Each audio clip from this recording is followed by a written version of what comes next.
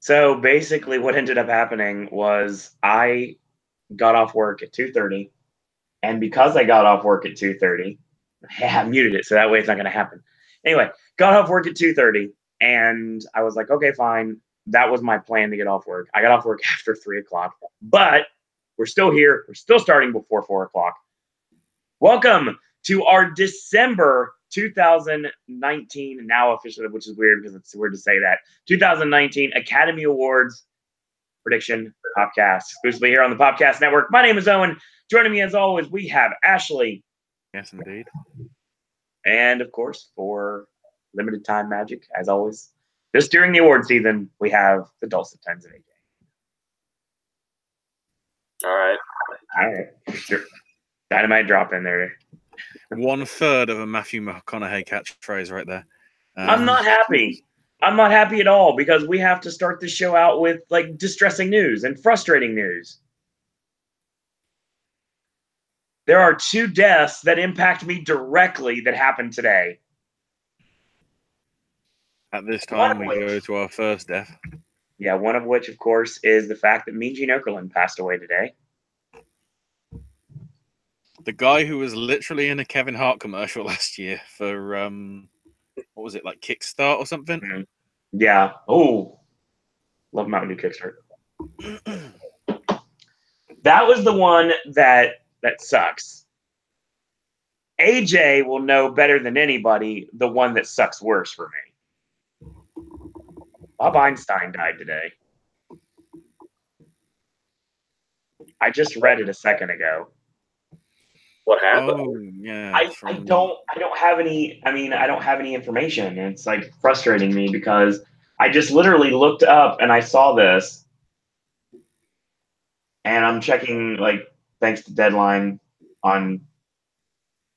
He was 76 years old, and apparently it was because of cancer. So yay, cancer! You know what you can do with your hat, literally and figuratively.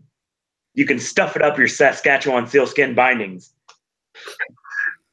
Thing is, you don't realize, like you guys don't realize probably because this is one of those like personal situations for me because everybody knew, like one of my friends knew about how much I love Super Dave Osborne.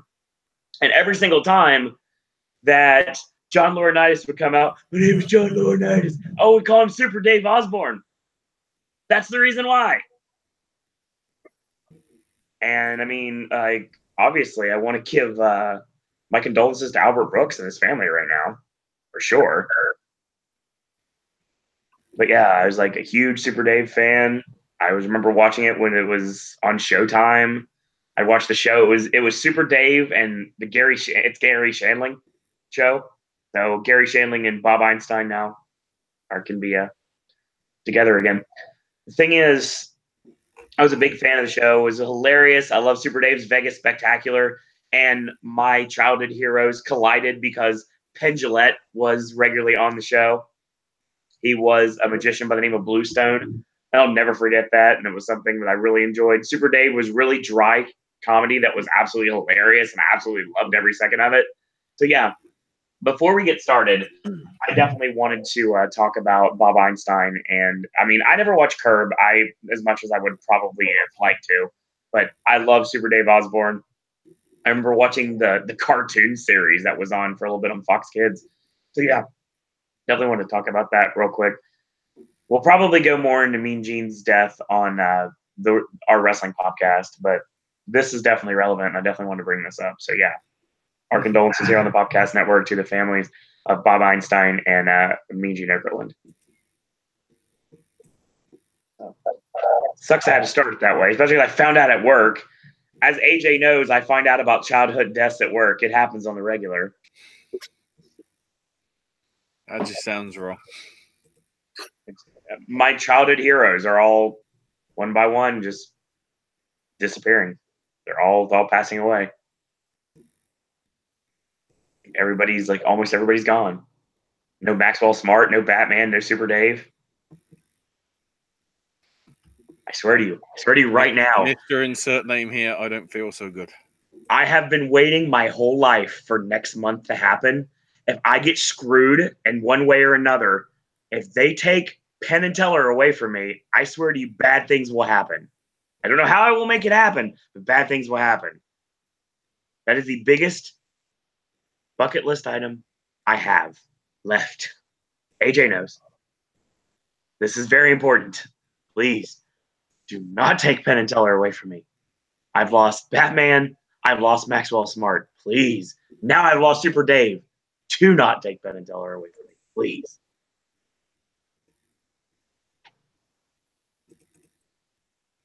Welcome, Bry Guy. It's like there's no segue here. No. Brian, it is already a bad start to death. It sucks. It sucks that we have to start this way. But, I mean, I have to. Obviously, I'm not going to have a way to do it otherwise. I mean, I might want to bring it up. So, there's that. So, of course, since we are literally doing this right before the PGA, because my timing is wonderful, we're basically doing this with one last gasp before it gets real serious. This weekend, it gets real serious. With the Golden Globes on Sunday, and we're doing a post show on Sunday night. Yes, during award season, it takes precedence over wrestling on this network. That's just how it works. Well, there ain't anything happening, so. Well, I'm stating a comment that it's going to take. Oh, no. The Impact Wrestling thing's happening. I'm going to have that on the second screen experience. Dear God. Exactly. So let's get into this, shall we? So I'll tell you right now, I'll shoot with you guys because I never lie. I don't lie to you guys. I just don't do that. I will state right now that I didn't write down what I predicted in November. So, Brian, hopefully you remember because you can call me out on it. Quick, somebody go to last month's video. Please do.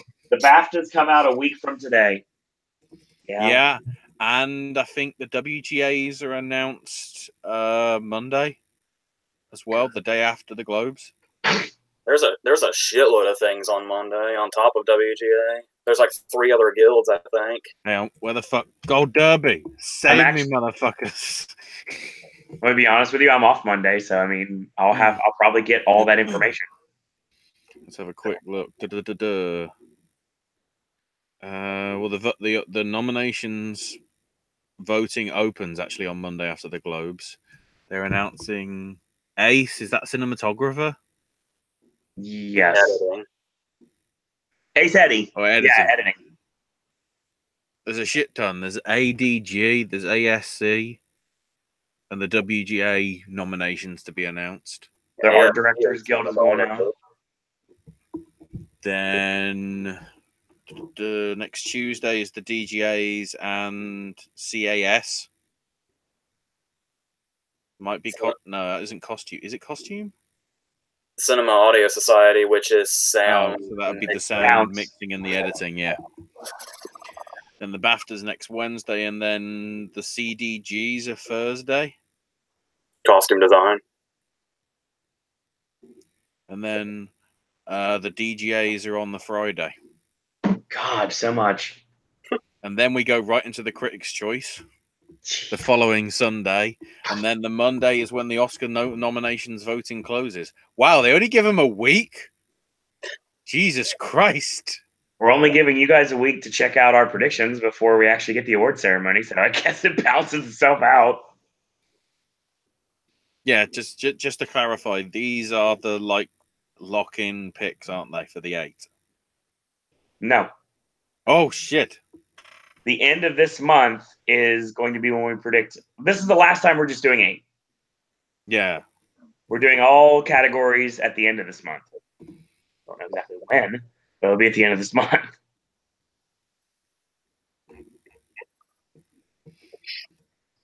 Because when are the Oscar nominations coming out? 22nd. 22nd, yeah. Which means... Oh, man. We still got almost 3 weeks. We're good. We'll get it figured out. So, lots of things have changed, at least for me. I don't know about everybody else, but I took a long, hard look at my predictions and realized I was making a lot of stupid mistakes. Yeah. That's all I actually can say. It's No, there's some that have dropped out, and there's some that I didn't think that I'd be bringing in. Mm-hmm. Yep, 100% agreed. With the momentum that some of them are getting, there are still some which I'm clinging on to because it's like I don't care if I'm wrong. I want it to be in there, and God damn it, might give a clue as to some of my predictions for best and/or worst films of the year. Okay, so without any further ado, let's get started. So we are going head into best adapted screenplay. Well, I mentioned, I think, was it last time where I was talking about it feels like they could go really, really crazy and random for that last slot here. Right. I don't really think that's the case anymore. Because there's what I stuck with. I didn't make any changes here as far as last time, but I feel like there's really only one other thing now that can go in that slot, realistically. So my lineup is still Black Klansman, Can You Ever Forgive Me, If Beale Street Could Talk, Leave No Trace, and A Star Is Born. But when I was talking about all those random things they could put in there, I almost, even though I had it when we started this, I totally forgot about Crazy Rich Asians. Oh, I forgot about that one too. So I feel good about my lineup, but if I feel like that last spot, if it's not Leave No Trace, it'll probably be Crazy Rich Asians. And I almost made that change, but for some reason I just kind of, because Leave No Trace is still kind of lingering around a little bit. It is gonna probably start a whole controversy because if Crazy Rich Asians doesn't get in here, it's not gonna get anything. So I'm sure people will throw a fit about that, but it could happen. So I just stuck with those. All right. So real quick, Brian says, Black Klansman, Can You Ever Forgive Me? The Death of Stalin, If Beale Street Could Talk, and A Star Is Born. And welcome to Gabriel A. Perez. He says his list is the same as Brian's. That'd be amazing if the Death of Stalin made it. Ashley, what do you got? Widows drops out for me. You'll see that as an ongoing trend, sadly. I have A Star Is Born, Black Klansman, If Beale Street Could Stalk. If Beale Street Could Stalk, yes. That sounds like a much more interesting movie. If Beale Street Could Talk, I guess if I could talk, Leave No Trace, and then I guess I am still going with a fifth wild card, even though Can You Ever Forgive Me probably will get in when they do announce the WGAs next week. So I'm sticking Black Panther in here. I briefly considered that. Oh boy. I'm just thinking that after how well Logan did last year, maybe this is just actually going to become a trend. And that Avengers Endgame will automatically somehow get in as a slot for adapted screenplay next year. Or any of the Marvel movies, who knows? Ain't got my hopes up for Shazam. It's rare for a blockbuster to actually make sense, because normally it's sort of a leave your brain at the door, but it's like you actually get the ethics of each character and whatever. So yeah, I'm sticking it in here. Although it's probably going to get a lot in the text, which we'll obviously cover the next time. But I'm sticking it in here now because I don't think I had it in here at all at any point. So I need to have it in here just so it was actually in contention. Okay. Also, because I need to get confused with Black Klansman and Black Panther being in the list next to each other. Okay. Well, the funny thing about it is mine changed a lot. But Mr. Top Hat says, "Oh, hello! Didn't know you were doing this today." Yeah, it's kind of we announced it last night on the. Actually, we announced it the other night on the Globe show, and then we further announced it last night on the wrestling show. Top Hat says, "I have Black Panther for screenplay right now, but I'm pretty sure I'm taking it out soon." Well, There's that. if it shows up in the WGAs, I mean, I'll be surprised, but more evidence that there might be something to it. But we'll see. Well, my lineup for best adapted screenplay, which has changed a ton, is actually going to be Black Klansman, A Star Is Born, If Bill Street Could Talk, and new to the lineup we have the aforementioned Black Panther and Can You Ever Forgive Me? I think it's a solid 5. I should not have doubted either of the two movies that I have now put into contention. And now I think that I have joined the train. I probably will do much better on prediction day. The thing that does have me wondering, of course, about Can You Ever Forgive Me is the whole female writer aspect. Because I think it is going to sort of be a trend where you're going to have at least one female nominee or group of nominees get in for sort of every category sort of possible. Spoilers, I think Rachel Brosnahan's probably going to get in cinematography for Black Panther, in all honesty. Then again, I guess with my list, I've got Deborah and Anne for Leave No Tracer. Yeah, the only thing that I'm not really that I'm probably going to kick myself for is the absence of Leave No Trace in any of my lineups. We'll see. Well, you say anyway, this is really the only place that has a chance.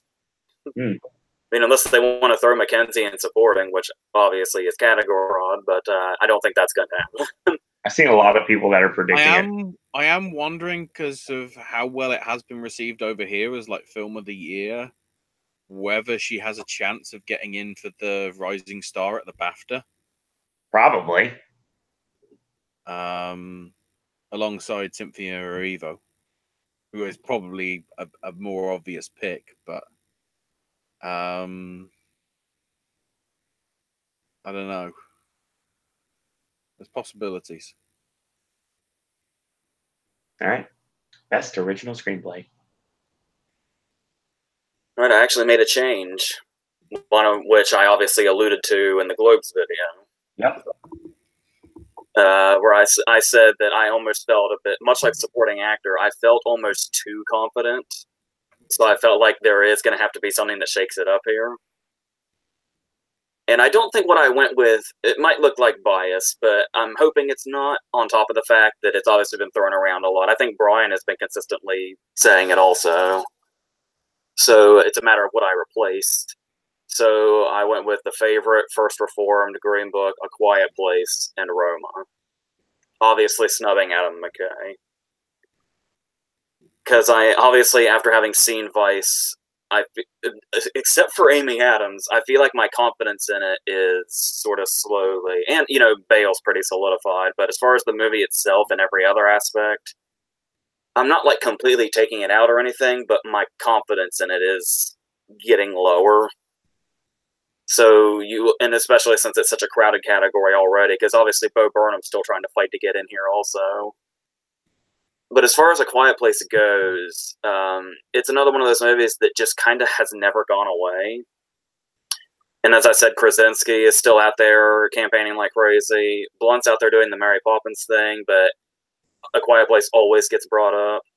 Her SAG nomination shows that there's some sort of love still floating around for it. And really, lastly, and I'm not quite sure completely where this is coming from, but the thing I told you, Owen, the other day was I feel like if A Quiet Place should get in here, it would remind me of when Nightcrawler got in. Yeah, like I said before, I can definitely see where you're coming from there. And if I was, especially with how I feel about it now and after having seen it and all that and the divisive reaction, if there was one thing in my old lineup that was going to get bumped out, of the other choices, I think it's Vice pretty easily. So that's how I ended up here.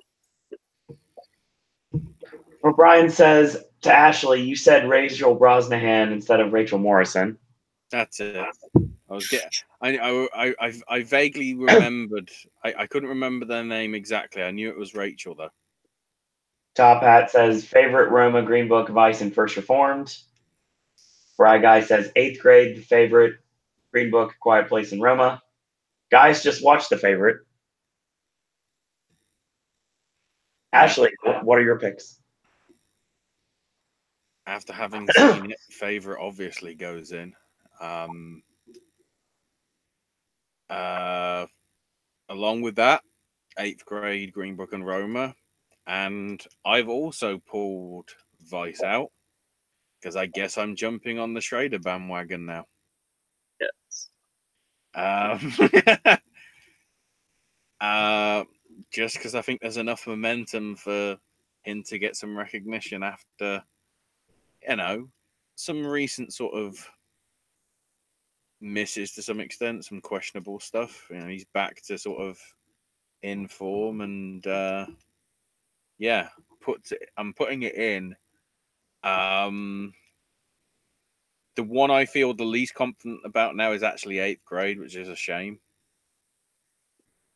I'm sort of, it's a toss up now between that, Vice, and A Quiet Place. What takes the 5th slot? So I don't truly know, but I'm going with those 5 for now. Well then, since you guys have given up, not really given up, but since you guys have decided to take your favor away from Vice, I'm keeping mine and going double or nothing. Shit, man. How many fucking elite references are we going to get today, Owen? What are you doing here? Mine didn't change. Mine is still Vice, the favorite, 8th grade, Roma, and Green Book. I think Bo Burnham is your surprise. And the surprise is the Shyamalan way of doing things. The actual surprise is it was staring at you the entire time, and you discounted it so much to be so obvious. That's the reason why you forgot about it. And that's what I think. I think 8th grade gets that final slot. Maybe I have too much faith in Vice. Maybe I have too much faith in Vice, but we'll see. Don't forget, like AJ had to remind me today, the last time I had faith in Bale Adams' performance, I went down with the ship. And then playing a married couple, no less. Mm-hmm. Or no. I completely messed it up. He's married to Lawrence in that movie. I don't know what I'm thinking. I'm now getting triggered with all this and pointing to the clues that Vice might be the mystery film that I'm seeing in a week. I'd love for A Quiet Place to get nominated, though, just to see more love to scary movies. Yeah, I can see that, Mr. Top Hat. I really like A Quiet Place a lot. Everyone in the clues is like going, yeah, they were together, sort of, because Bale was Batman and Amy was Lois Lane, and then they're sort of married now in Vice, and it's like, okay. Well, then the race now becomes about Best Supporting Actress. Speaking of Amy Adams. Well, I went ahead and took a cue from SAG here, and I feel really confident in it. So I made one change. Same. I'm trying. Oh yeah, because we had that 5th slot always open where I kept putting Kidman in. Yep. Well, she's not there now.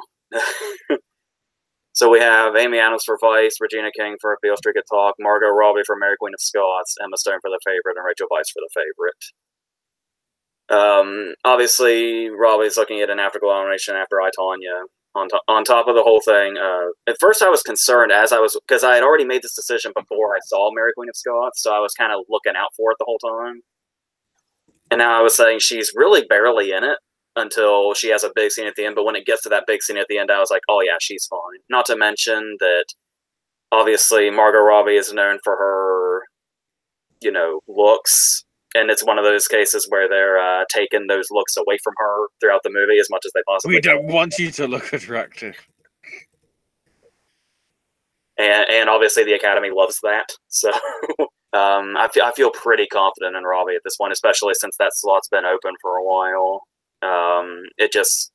She just kind of fits right in like a puzzle piece. So, and the other four, like I said, Regina King, that SAG snub is just going to be this weird. The only thing the SAG snub's going to do for Regina King is keep her from winning everything. Yep. Which obviously, like I said, I think Adams is going to do now. But so yeah, I feel pretty confident about those. Ashley. Oh, real quick. Let's see before we go into Ashley's predictions. Mr. Top Hat says Adams, Kidman, King, Stone, and Vise. Guy says Adams, King, Foy, Stone, and Vise. And Brian says Blunt, King, Robbie, Stone, and Vise. Blunt made it in for somebody's list. Interesting. Whoa, he's predicting an Adams snub. Yeah, it's what it looks like. That's wild. Ashley, what do you got? I have Amy Adams for Vice, Nicole Kidman for Boy Erase, Regina King for Bill Street Could Talk, Emma Stone for The Favourite, and Rachel Weisz for The Favourite. I don't think it should. No, I put Nicole Kidman in, I think. Oh no, I put Amy Adams in for Claire Foy. I gave up on the Claire Foy thing. The more and more I just see of trailers for Mary Queen of Scots, it just looks shit. So it's like,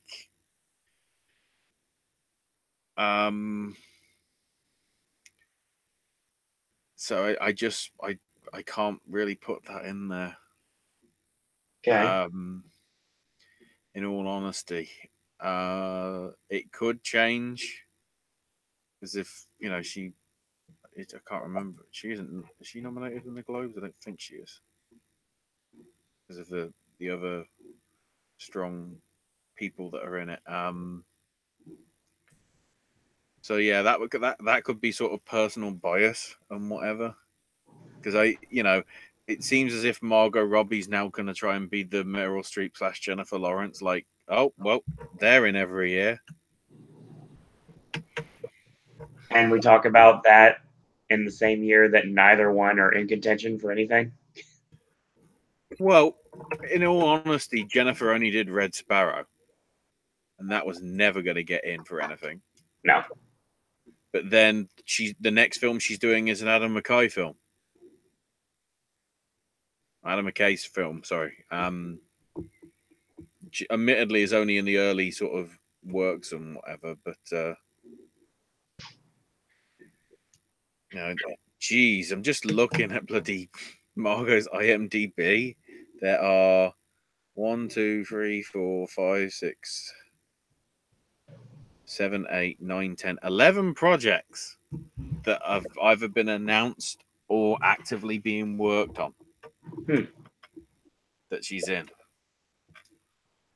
including one of which apparently she actually is in the Lego Movie 2 film as Harley Quinn.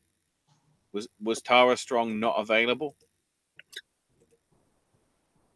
Good enough for the first one. Gaius says, agrees with you about Mary Queen of Scots, Ashley. Mm-hmm. Brian says this may be a bad move because the BAFTAs could double nominate her because she's British. Talking about Blunt.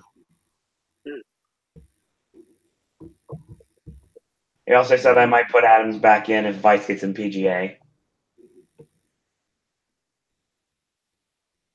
Obviously, the one thing I want to see get into PGA that's probably not on anybody's radar right now is Bohemian Rhapsody. I mean, it's looking more and more likely at this point. Yeah, I know, it makes me happy. It's gonna be in the BAFTA noms. Oh, for sure. Oh yeah, that was another thing I was thinking about Robbie was I'm assuming Mary Queen of Scots is eligible for BAFTA. Ashley? Yeah, well, it opens January 18th, so easily, yeah. Okay. I could easily see Robbie getting in there too, so that'll just even further solidify that. Let me actually have a quick look. Yeah, Stan and Ollie and Colette are coming out next weekend, and the front runner. Glass and Beautiful Boy and Mary Queen of Scots at the week starting the 18th. Whether there's a possibility that Glass gets in, if that gets well received enough, that could be a swerve. The Mule and Vice on the 25th. Green Book, Can You Ever Forgive Me, and A Private War, 1st of February. Then I think the last day that it's eligible for is when Boyer raised If Beale Street Could Talk coming out. Which I guess means that On the Basis of Sex isn't going to be eligible because it's coming out 22nd of February. I think that's beyond the cutoff point. Probably check. Yeah, it should be in there. Brian says he predicts Meryl Streep for Greta's Little Women movie next year. I guess this year. Yeah. Get her that director spot she should have won last year. Hardly. Yes, she should have. Well, mine's really easy. My supporting actress lineup hasn't changed. So. Yeah, all entered films for the BAFTAs have to have been screened to the public by Friday, the 8th of February. So, On the Basis of Sex won't make it in. So, yeah, basically with supporting actress, I've got Regina King for If Beale Street Could Talk, Rachel Weisz for The Favorite, Emma Stone for The Favorite, Margot Robbie for Mary, Queen of Scots, and Amy Adams for Vice. Siva Coda Widows in the whole lineup.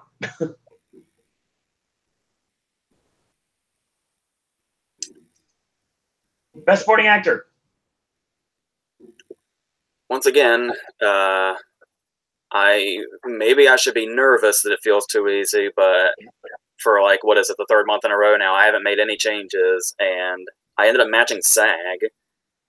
So I like I said, that I don't know who could possibly come in because I really don't think Rockwell's in this. Nope. Obviously, anything regarding Widows is, yeah. So unless I'm forgetting somebody blatant, I'm sticking with Mahershala Ali for Green Book, Timothy Chalamet for Beautiful Boy, Adam Driver for Black Klansman, Sam Elliott for A Star Is Born, Richard E. Grant for Can You Ever Forgive Me? And I don't really think that even needs elaborated on at this point, does it? Nope. Ashley. What AJ said. Literally those five. I just dropped out Daniel Kaluuya now. He's probably more likely to get in for the BAFTAs. And Adam Driver goes in his place. Well, I've had Chalamet, Elliott, Driver, and Ali. And yes, once again, it's taken a long time to get there. But yeah, my last slot now goes to Richard E. Grant.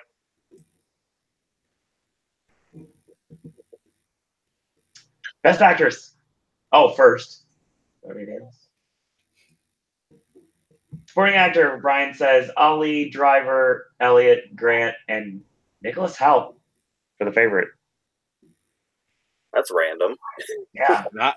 That might be BAFTA, but at the same time, it's like, I mean, having seen it, I'm like, I get what you're saying, but it's not really as pivotal as it is in other things. I put Michael B. Jordan's Black Panther performance over that, in all honesty. That's what Brian said. He said this is the first time he's taken anybody out since Jordan. And Top Hat agrees. He says, I didn't want to take out Jordan, but he hasn't gotten anything else, so yeah. Fair point. Oscars could be completely random. Very much true. And if voting opens Monday and there's like enough momentum and it's not really picketing, is it? Canvassing. To get it in there, there's a possibility. All right. Let me move on. Best actress. All right, so now that like all signs are pointing that I should be doing what I want to do, I decided to not make any changes. I still have Yulitsa Aparicio for Roma, Glenn Close for the wife, Olivia Colman for the favorite, Lady Gaga for A Star Is Born, and Melissa McCarthy for Can You Ever Forgive Me. Right before we started, and you were telling me that you don't have as much faith in Roma as everybody else. Correct. I am thinking the opposite. So we're basically flipped when it comes to Roma and Vice right now. Yeah, I guess. So I know all signs point to Blunt, but it just kind of still feels like a too good to be true thing. Even if she is like a guaranteed an eventual BAFTA nomination where she'll have everything. You know what it kind of reminds me of? What's that? Keep Mary Poppins in your mind, but go back to 2013. Remember Emma Thompson for Saving Mr. Banks? Don't remind me. So we got screwed righteously. But I don't know. But it's not necessarily that I lack a faith in her actually getting in. It's how much faith I feel about Yulitsa being here, quite honestly. And I said I know I almost want to say the vulnerable one feels like Glenn Close, but I don't know. There could be people that are like maybe too comfortable, like Melissa McCarthy, where it's just kind of this consistent thing that's because it's just such a consistent thing now, we may not realize there's some sort of vulnerability. I don't know. But I'm just kind of feeling these five still, so right. We'll see what happens. Understandable. Ashley?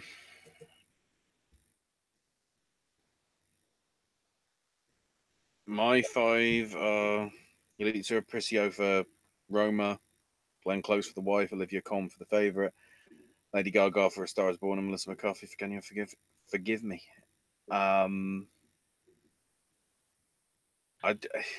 question is, and it's the thing that I'm honestly toing and throwing on about actually putting Blunt in this list isn't McCarthy gonna get anti stuff because of Happy Time Murders? Oh, you mean like getting nominated for an Oscar and getting nominated for a Razzie in the same weekend? I don't know whether her performance. It's not really the performance that she does that's bad in Happy Time Murders. It's just the film that's around it. I feel like this whole scenario can be put to rest if Jupiter Ascending didn't stop Eddie Redmayne. That's a fair point because it should have killed his chances, but it did not. Norbit and Dreamgirls from what was it, 7-8 years back? 12. Oh, is it that far? Christ. 2006. God, I thought that was like late. No, it had to have been like before Shrek was actually, popular, because wasn't like Imagine That his like last proper film, like 2011, wasn't it? 2009. Why do I know that? Because it's the 10th anniversary of Eddie Murphy's career. I don't know. Go watch 1,000 Words. It's really good. Was that ironic? Top Hat says McCarthy's definitely getting Razzie nominations for Happy Time Murders and Life of the Party. Oh God, she was in that as well. Because what other films came out this year with her in that I forgot? That doesn't matter. Gaius says James Coco nominated for Oscar and Razzie for the same performance. Yeah, for Only When I Laugh. Gaius doesn't think McCarthy can get in without Grant. Hello, It's Real Wrestling Podcast. Gaius says Fabricio, Coleman, Gaga, McCarthy, and Close. Top Hat says Aparicio, Coleman, Close, Gaga, McCarthy. Brian says Aparicio, Blunt, Coleman, Gaga, and McCarthy. And yes, he's using Stephanie Germanotta instead of Lady Gaga, so I want to make sure that's mentioned. Yeah. It seems very interesting, to say the least, that I'm doing this the way I'm doing this. You know who I think Yalitza Aparicio is this year? She's Berenice Mayo from The Artist. She's going to be the only one that doesn't see the love that the entire movie got. She got in supporting, dude. But she didn't. She was never she was never on anybody's radar to win anything. She was going to get nominated, but she was never going to win. That's how I'm looking at it. I love it. I love that you still say Bayho. Like.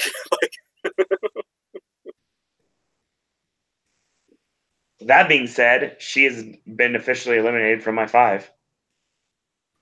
For Melissa McCarthy. Huh. Hurts. It hurts a lot. And yes, I did something that AJ can't do. I am running Emily Blunt. So I have Close, Blunt, Gaga, McCarthy, and Coleman as my 5. And I'm at the point now I believe that's your 5. Just because it comes to mind now, because we talked about Olivia Colman. I'm trying to work out how the favourites in comedy. Because although there's less comedy in that than there actually is, with, yeah, it leaves me even more perplexed that, you know, I don't know whether everybody's doing it in Respectably, Get Out, and The Martian over the last couple of years. I'm just mentioning it now because I won't get a chance to mention it before Sunday. Ugh. She's probably going to win, though. But there you go. So on to actor. Yes, we're on actor.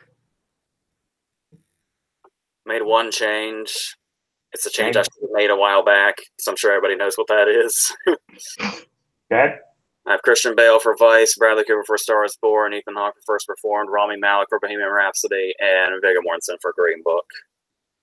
Obviously, I was kind of trying to stay on the Redford thing a little bit. So I guess we'll say I was predicting his Globe nomination. We'll go with that. But that's fair. But the main thing was that, I started off not predicting Malik because I thought it was one of those I was going to jinx him scenarios. Then it turned into I didn't think Bohemian Rhapsody's reputation as a whole was strong enough. But now the Bohemian Rhapsody is doing better than I think most people thought it would. I think that SAG Ensemble nomination really pretty much said he's in this without a doubt. So I did want to mention something about the Ethan Hawke thing. I actually kind of wondered if I was even going to mention this or not because I'm sure it sounds like pure insanity. But while we're on the subject, I figure I'll throw it out there. With people talking about whether or not Hawke will get in it or not, and how he's got all the critic wins and all that, but he's been missing from SAG and Globe and all that. I was actually kind of thinking about something. Okay. This is obviously getting way ahead because he's not even for sure a nominee yet. But the more I think about it, the more I was thinking we've got the whole Bale versus Mortensen battle. But like I said, my confidence in Vice is even though Bale's going to get in, a win is something I'm having a really hard time picturing, especially since he's already won. And Mortensen, as great as he is in Green Book, doesn't seem like a winning performance, which kind of puts it all on Bradley Cooper. I know some people have faith in Malik and all that. So all of these are possible, but that's the thing is there's no clear front runner. And after Globe, I don't think we're going to have a clear front runner either. Nope. And so obviously SAG is going to, do whatever SAG is going to do. But I was thinking, as crazy as this sounds, does anybody remember what happened to Marcia Gay Harden in 2000?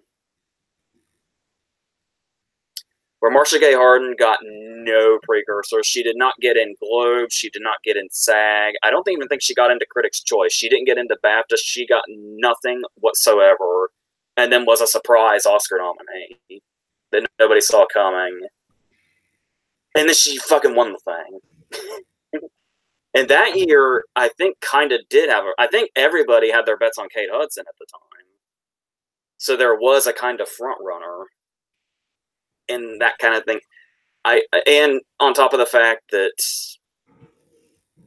yeah, so I'm not necessarily saying that could happen to Ethan Hawke, but a part of me thinks that could happen to Ethan Hawke. Which would also go into, I'm actually kind of backing away from this, though. It would make more sense if First Reform should overperform. Like, if Schrader should get into director and it should get into picture and all that, I would actually say that's possible. But we don't know, but I'm not, like, predicting those things to happen, so, yeah. I just thought I would throw that out there, just for the sake of it. And which will look equally dumb if he's not even nominated. So, but I don't know. I've just got this really weird confidence in that. For some reason, my faith in First Reform just seems to keep growing, even though it keeps missing. I don't know, and I don't even think that has anything to do with his Critic Award turnout, because I just don't really think much towards those when I make these decisions. So. Yeah, that's just something that's going through my head. So, whatever. All right. Mr. Top Hat says, Bale, Cooper, Hawk, Malik, Mortensen. Bry Guy says Cooper, Hawk, Malik, Mortensen, and John David Washington. Gaia says Bale, Cooper, Malik, Mortensen, and Riley. Counting on Stan and Ollie doing well at BAFTA, helping Riley's cause. Hawk did get Critics' Choice and Independent Spirits. Gaia says there is a front runner. It ain't Hugh Jackman. I keep forgetting the front runner even exists.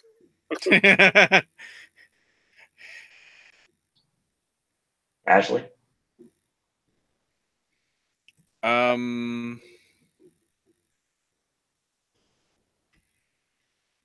This is the actor one, isn't it? Yes.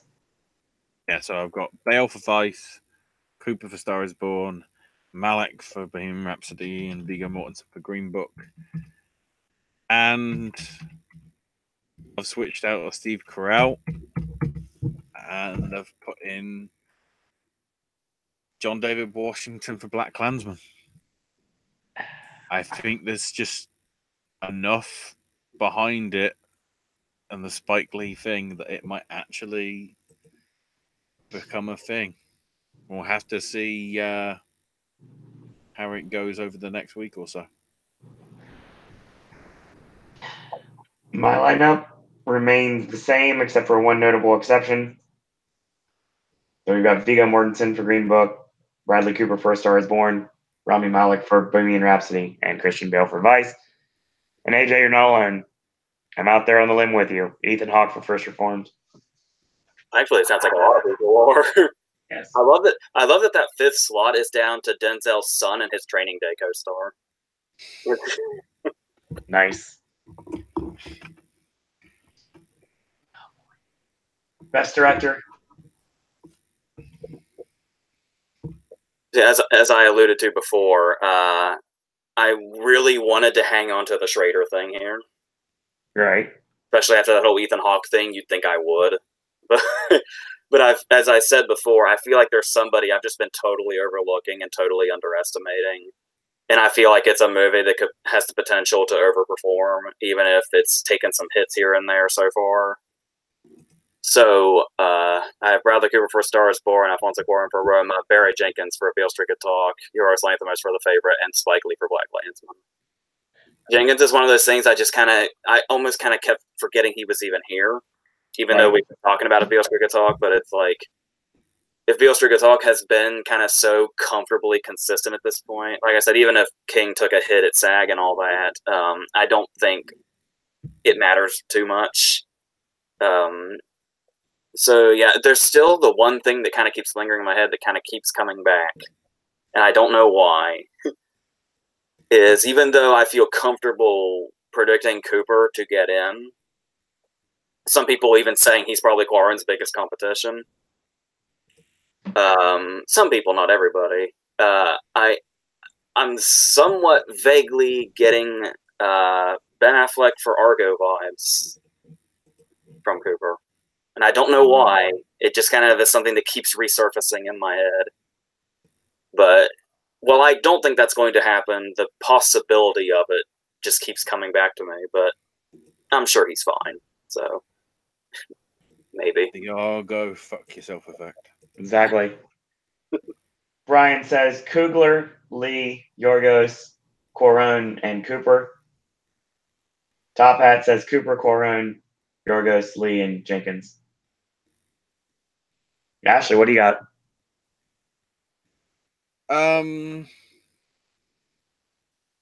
I moved Jenkins out. Might be a mistake. And stuck Peter Farrelly in. So I have Bradley Cooper for Star is Born, Alfonso Cuarón for Roma, Pete Farrelly for Green Book, Yorgos Lanthimos for The Favourite, and Spike Lee for Black Klansman. Okay. I'm still not confident about it. Wogan Chauncey Bullock says, "What a party without a good brother." Other brothers are available. He said that at the during the wrestling podcast last night. I just did not get to responding to it. Gaius says Corone, Cooper, Yorgos, Lee, and Farrelly. Well, Ashley pretty much alluded to it. AJ brought up the fact that he moved in Barry Jenkins, which today was the first time that I took Barry Jenkins out. Like, Ashley's also going to kick himself where I may as well. And I moved in someone else instead. So my lineup for Best Director is Spike Lee for Black Klansman, Alfonso Cuarón for Roma, Bradley Cooper for A Star is Born, Yorgos Lanthimos for The Favourite, and Adam McKay for Vice.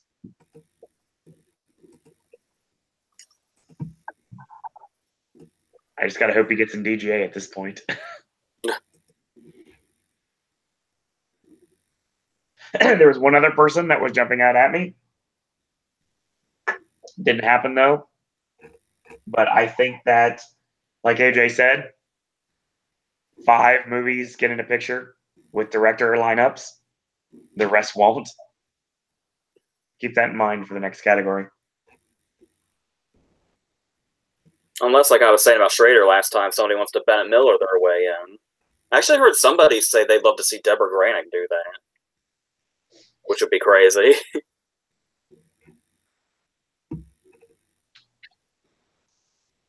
Well, welcome, Chauncey Bullock. Welcome to chat. Welcome to the show. Just quickly looking at the whole Marcia Gay Harden thing. There doesn't seem to be any listed stuff for the Critics' Choice Award nominations. So we don't know what actually went on there and whether she was shortlisted. All I have is the actual list of winners. All right. So, Best Picture. The 9. The Mighty 9. I made one change. Trying to remember. Oh yeah, I took out "Can You Ever Forgive Me" and replaced it with something that people have been saying for a while that I don't know if I was in denial of, but I just kind of didn't have faith in. But obviously, as things have been growing, yeah. So I have Black Klansman, Black Panther, The Favourite, First Man, Green Book, A Beale Street Dog, Roma, Star is Born, and Vice. It kind of feels weird still saying First Man. I was going to say. But I still think Friday when PGA comes out, if we do see it there, it'll be one of those movies that has just enough tech nominations to back up getting in here, assuming it's like 8 or 9th, assuming there's 9. And kind of the same thing with Vice. Like I consider taking Vice out before I consider taking First Man out, which probably sounds also like insanity, but it's yeah.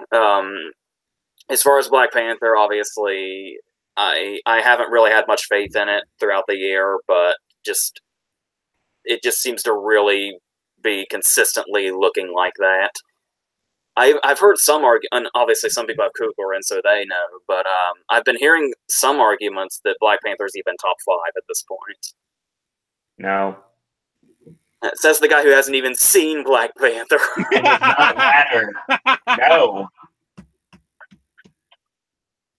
So,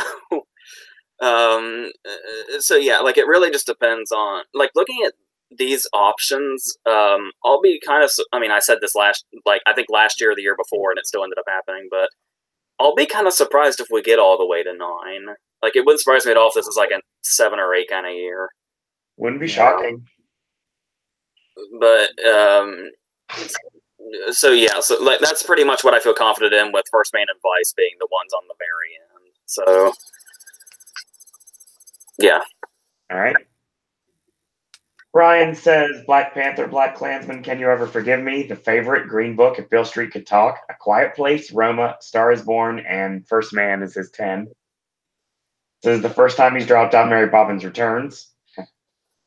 Gaia says, Black Klansman, Black Panther, The Favorite, First Man, Green Book, Beale Street, Roma, Star is Born, and Vice.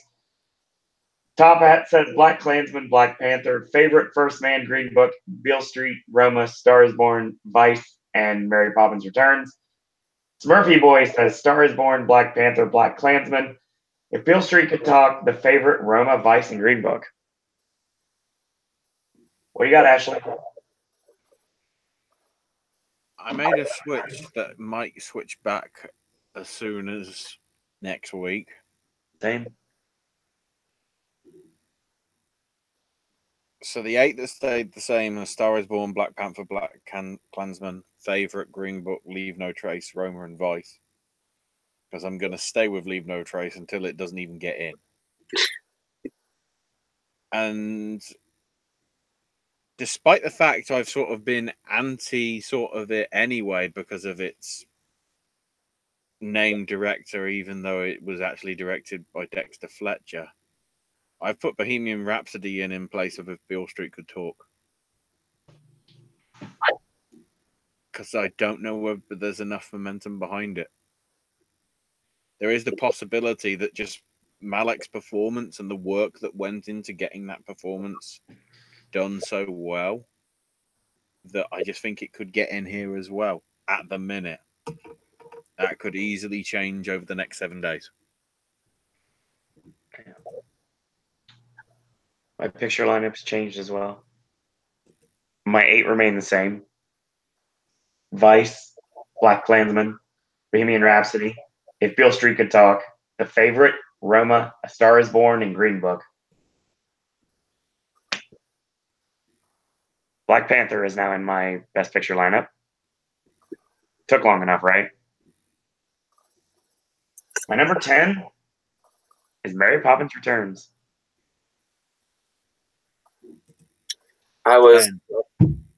It's been in the back of my head because I was talking about, like, even earlier in the season that, like, a month before it came out, it was getting, like, amazing reactions at guild screenings. Right. Which is a really good sign for it. It's also a really good sign for it for Friday.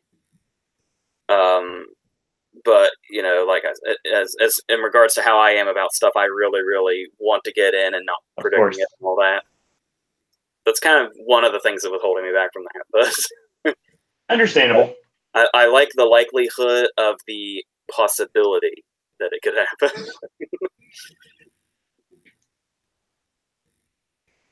Gaia says, is Black Panther getting into picture of the death of the new category for next year? God, I hope so. We did an entire show based on that, and then like a day later, like, oh, by the way, it's not happening this year. Yeah, I feel like them saying we're going to postpone it and, you know, work out the odds and ends to it, I think was them trying to keep their dignity and just saying, you know what, we're not going to do that. Hopefully. Bright Guy talking about the original, obviously the original Mary Poppins being the first Disney film to be nominated for Best Picture.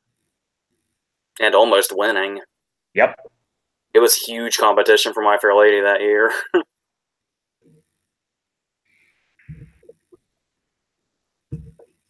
So we'll be back Sunday night after the Golden Globes for our next podcast.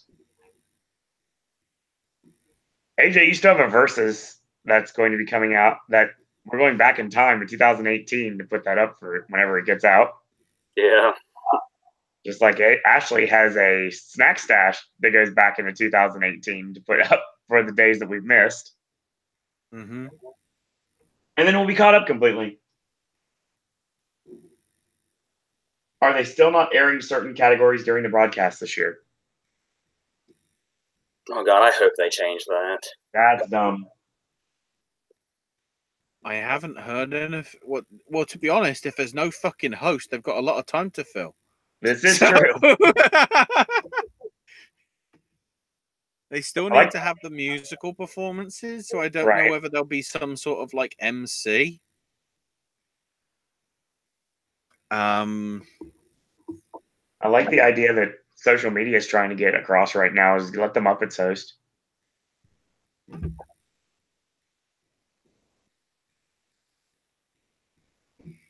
No response. I know, Owen, your head will explode if this happens in a bad way. But the last thing I remember hearing was that Ken Jeong really, really wanted it. Oh God! Like that'd be like their one way to make up for the inevitability that Crazy Rich Asians doesn't get anything. So, I mean, if they want to do that, but and based on that, Sandra Oh is hosting the Globe. So there you go. It is weird because I haven't heard anything. No. In all honesty, the best choice would be the best way to bloody market the bloody film that's coming out. Have Key and Peele come out and do it, and everybody in their goodie bags gets giant gold scissors. Oh, that's a bad idea.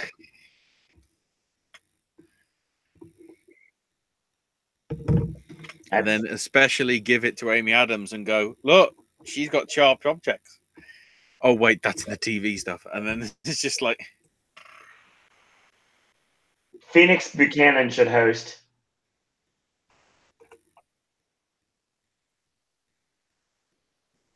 That's what Mr. Top Hat said. What's his name? John Mulaney, isn't it, or something? Something like that, yeah. He's garnered a lot of interest as well, even before they announced, Kevin and then unannounced Kevin. So, I feel like Mulaney would be a lot more obvious if it was NBC instead of ABC. Yep. Yeah, but when you're desperate. Besides, I never thought of this, but I think the reason the Oscars are losing ratings is because they're being too political. Yeah, but the problem is it's going to happen anyway. Right.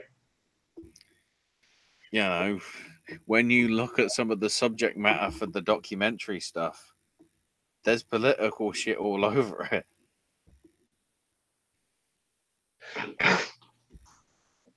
I think we single-handedly killed Kevin Hart being the host of the show. And I'm good with that. I'm still wondering, it's like how people are going to feel about him being in The Upside. And the fact that I keep seeing him now in trailers for bloody Secret Life of Pets 2. You know what they're going to do. Realizing that Patton Oswalt's in it and not Louis C.K. because obviously. You know when they're going to announce the host, right? If the pattern continues, as soon as we finish this. Yep. Because as soon as we finished it the one time, they announced he was the host. Then as soon as we finished one where we talked about him being the host is when he quit. So that's how we killed the category too.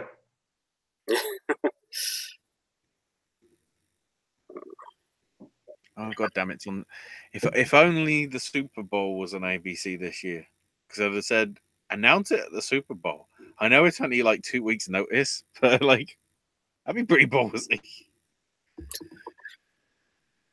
So I think that's our show. The aforementioned videos I talked about from AJ and Ashley will be out sooner rather than later. Mm-hmm. More AJ's movie reviews, more verses, more Snack Stash, more Gaming with Ash. We'll be back here Friday. Wrestle Kingdom. Post show. You're going to see me look very, very tired. But I'm so hyped. I still don't know what I'm going to do with my sleep patterns. Same. So basically, we got Wrestle Kingdom coming up. We've got a lot of wrestling content coming up the network. And on Sunday night, we have our post show for the Golden Globe. As soon as it ends, we'll be live to talk about it. Go for maybe an hour or so. Talk about the show with everybody in the live chat. Thanks, everyone, for joining us tonight. And keep in mind that January is going to be a pretty crazy month.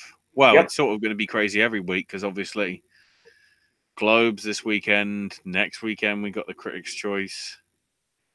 I guess we get a week off. Yep. Because I don't think it's worth doing just one for the PGA. No, we probably could wrap not. that. We could wrap that into talking with the SAGs, arguably, which is the week after. Right. Which means, I guess, are we gonna just shit on the Royal Rumble?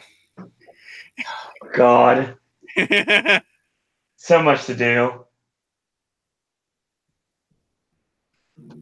Or it becomes a 2-in-1 bloody podcast. No. Figure it out later. So that's your show. Yeah. Brian says people want to see sweat victory from SpongeBob to perform at the Super Bowl. I think that's sweet victory, but yeah. That's sweat. I'm sorry. I don't watch the show. All I can say. Hang on. Who's doing the halftime? Oh, dear God. Who cares? It's sports. All I got to say is I'm officially 1 month. 1 month. Dreams come true, ladies and gentlemen. I cannot wait. That's going to be your show. I want to thank everyone for joining us tonight. Ashley, where can we find you on social media? I am at Ash is my name UK on the Twitters. AJ can be found.